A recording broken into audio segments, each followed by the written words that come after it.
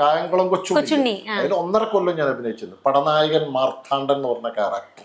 കൊച്ചുണ്ണീനെ കൊല്ലുന്നതൊക്കെ അല്ല, കൊച്ചുണ്ണീന്റെ മകനെ ചെറിയ കുട്ടി, അതിലൊരു വലിയ അനുഭവകഥയുണ്ട്. ഒരു ക്രിസ്ത്യൻ ചട്ടയും കൊണ്ടെടുത്തൊരു സ്ത്രീ ഉണ്ട്, പ്രായമുള്ളൊരു സ്ത്രീ ഉണ്ട്, അവരെ മകനും ഉണ്ട്, മകന്റെ ഭാര്യ 2 കുട്ടികളും ഉണ്ട്, ചെറിയ കുട്ടികളും. ഈ സ്ത്രീ ഇന്നെങ്ങനെ നോക്കുന്നുണ്ട്. അപ്പൊ ഞാൻ വിചാരിച്ചു പഠിച്ചോനെ ഇവർക്ക് മനസ്സിലായോ. അപ്പൊ ചിലർ ഫോട്ടോ എടുക്കാനൊക്കെ ഇവർ ഓരോന്ന് ചോദിക്കാം. പിന്നെ എന്താന്ന് വെച്ചാൽ ആ സീരിയല് ഞാനൊരു ദുഷ്ട കഥാപാത്രം അപ്പൊ എല്ലാവർക്കും എന്റെ ചീത്ത അറിയാനേ നേരമുള്ളൂ. ഇനിയിപ്പൊ അങ്ങനെ വല്ല ചീത്തക്കിട്ടാണെന്ന് ചോദിക്കുമ്പോ ഈ സ്ത്രീ പെട്ടെന്ന് അടുത്തേക്ക് ഓടി വന്ന് ഇന്നെ തൃശ്ശൂർ മലയാളത്തിന് പൂരത്തെറി ബസ് സ്റ്റാൻഡിൽ നിൽക്കുന്ന അത്ര ആൾക്കാർ എന്താ വിചാരിക്കുക, ഈ വയസ്സ് കാലത്ത് ഞാൻ ലൈൻ അടിക്കാൻ നിന്നിട്ടുണ്ട്. അത് വയസ്സായ ഒരു സ്ത്രീനെ.